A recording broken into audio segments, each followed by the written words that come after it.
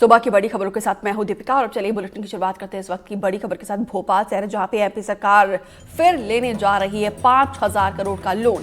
इस वित्तीय वर्ष में एमपी सरकार का ये पहला लोन है।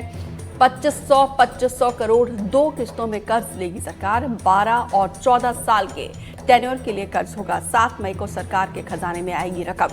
एमपी सरकार पर कुल 4.21 लाख करोड़ का कर्ज पहले से ही है।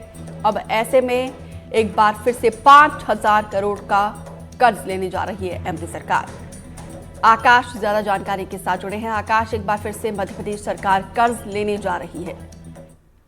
बिल्कुल, 1 अप्रैल से जो नया वित्तीय वर्ष शुरू हुआ है 2025-26 का, इस वित्तीय वर्ष में मोहन सरकार पहली बार 5,000 करोड़ का कर्ज लेने जा रही है। यह कर्ज 2 अलग अलग किस्तों में एक साथ आरबीआई से लिया जाना है, जिसका टेन्योर 12 साल और 14 साल रखा गया। 2500 करोड़ की 2 किस्तों में सरकार 5,000 करोड़ रुपए का कर्ज लेगी।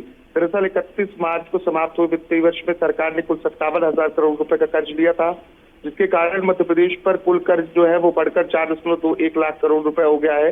इसके अलावा अगर हम बात करें तो हाल ही में मध्य प्रदेश सरकार ने 9 साल बाद कर्मचारियों के भत्ते बढ़ाए हैं और उन्हें केंद्र सरकार के कर्मचारी को समान 55% महंगाई भत्ता देने की घोषणा की है। साल 2025 के पहले 3 महीनों में सरकार 27,000 करोड़ रुपए का कर्ज ले चुकी है। अब 7,500 अब माफ कीजिएगा 5,000 करोड़ के आसपास सरकार फिर से उधार लेने जा रही है। तो ये कर्ज जो है वो लगातार बढ़ेगा, क्योंकि सरकार की जो घोषणा है उसे भी पूरा करना है। इसके साथ ही सरकार का हवाला ये भी है कि जो विकास की परियोजनाएं, इसके साथ ही जो आर्थिक गतिविधियां हैं उन्हें बढ़ावा देने के लिए सरकार कर्ज ले रही है। कई जानकार ये भी बताते हैं कि जब नया वित्तीय वर्ष शुरू होता है तो ब्याज दर जो है वो कम होती है, इस वजह से भी सरकारें लोन लेती है। लेकिन मध्य प्रदेश सरकार का इतिहास रहा है कि सरकार लगातार कर्ज पर कर्ज लेती रही है और अब नए वित्तीय वर्ष में 5,000 रुपए का कर्ज फिर से लेने जा रही है। आकाश, जब कांग्रेस शासित राज्यों में कांग्रेस की सरकार कर्ज लेती है तो बीजेपी हमलावर रहती है, इससे प्रदेश पर भार पड़ेगा, और जब खुद कर्ज लेती है तो उसे विकास का हवाला दिया जाता है। ऐसा डबल स्टैंडर्ड क्यों?